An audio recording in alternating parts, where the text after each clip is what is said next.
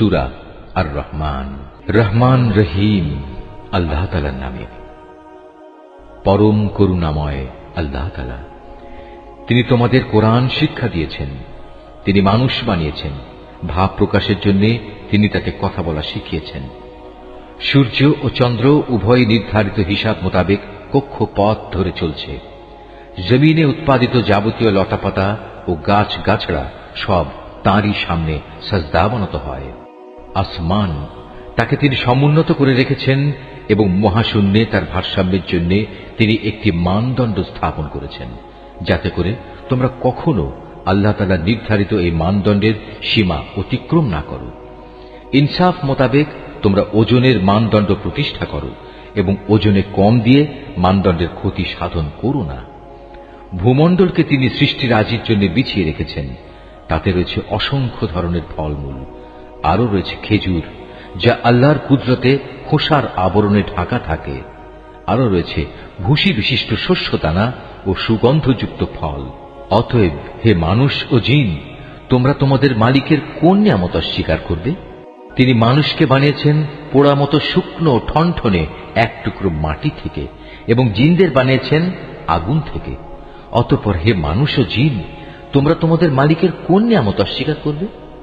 তিনি হচ্ছেন দুই মৌসুমের দুই উদয়াচলের মালিক এবং তিনি হচ্ছেন আবার দুই ঋতুর দুই অস্তাচলের মালিক। অতঃপর হে মানুষ ও জিন, তোমরা তোমাদের মালিকের কোন নিয়ামত অস্বীকার করবে? তিনি দুটি সমুদ্রকে বয়ে চলার জন্য ছেড়ে দিয়ে রেখেছেন, যেন তা একে অপরের সাথে মিশে যেতে পারে। তারপরেও তাদের উভয়ের মাঝে রয়ে যায় এমন একটি অন্তরাল যার সীমা তারা কখনো অতিক্রম করতে পারে না।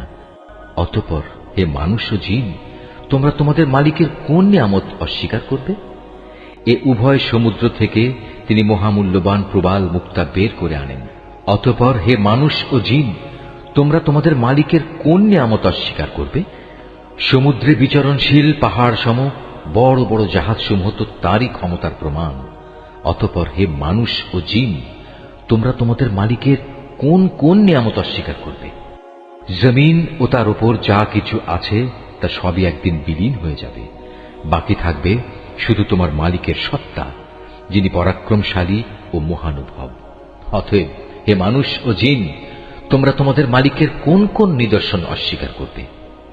এই আকাশমণ্ডলী ও ভূমণ্ডলে যত কিছু আছে সবাই নিজ নিজ প্রয়োজন তার কাছেই চায়, আর তিনি প্রতিদিন প্রতি মুহূর্তে কোনো না কোনো কাজে তৎপর রয়েছেন। অতএব হে মানুষ ও জিন, তোমরা তোমাদের মালিকের কোন নিদর্শন অস্বীকার করবে? হে মানুষ ও জিন, এ ব্যস্ততার মাঝেও কিন্তু আমি তোমাদের হিসাব নেয়ার জন্য অচিরেই সময় বের করে নেব। অতএব হে মানুষ ও জিন, তোমরা তোমাদের মালিকের কোন নিদর্শন অস্বীকার করবে?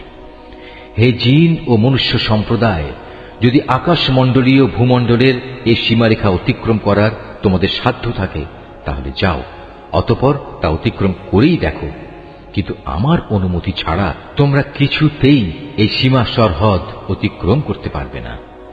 অতএব হে মানুষ ও জিন, তোমরা তোমাদের মালিকের কোন নিদর্শন অস্বীকার করবে?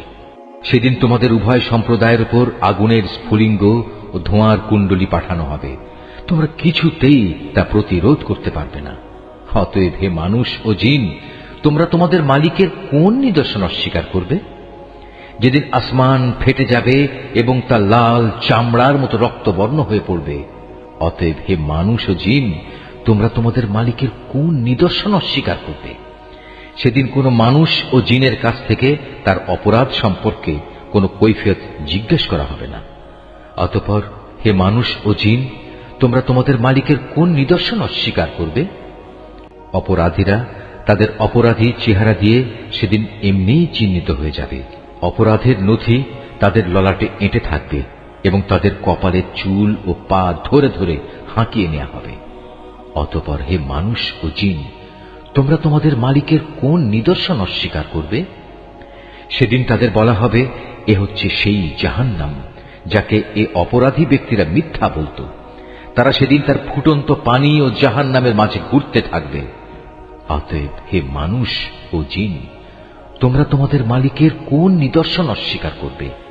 তোমাদের মাঝে যে ব্যক্তি তার নিজের মালিকের সামনে দাঁড়াবার ভয় করবে, তার জন্য থাকবে দুটো সুরম্য বাগিচা। অতঃপর হে মানুষ ও জিন, তোমরা তোমাদের মালিকের কোন নিয়ামত অস্বীকার করবে? সে বাগিচা দুটো আবার হবে ঘন শাখা প্রশাখা বিশিষ্ট। অতঃপর হে মানুষ ও জিন, তোমরা তোমাদের মালিকের কোন নিয়ামত অস্বীকার করবে? সেখানে দুটো ঝর্ণাধারা প্রবাহমান থাকবে। অতএব হে মানুষ ও জিন, তোমরা তোমাদের মালিকের কোন নিয়ামত অস্বীকার করবে? সেখানে প্রতিটি ফল থাকবে আবার দু প্রকারের। অতএব হে মানুষ ও জিন, তোমরা তোমাদের মালিকের কোন নিয়ামত অস্বীকার করবে?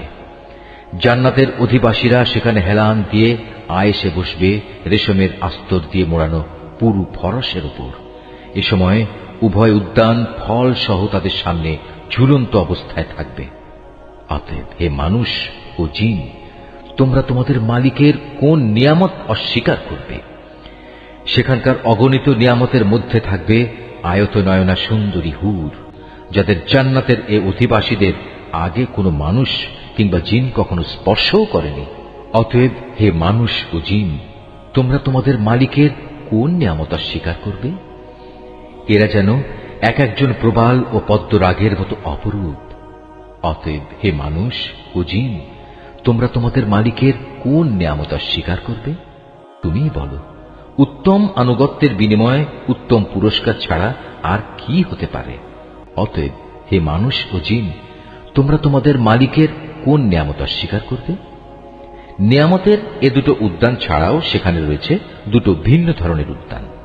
অতএব হে মানুষ ও জিন, তোমরা তোমাদের মালিকের কোন কোন নিয়ামত অস্বীকার করবে?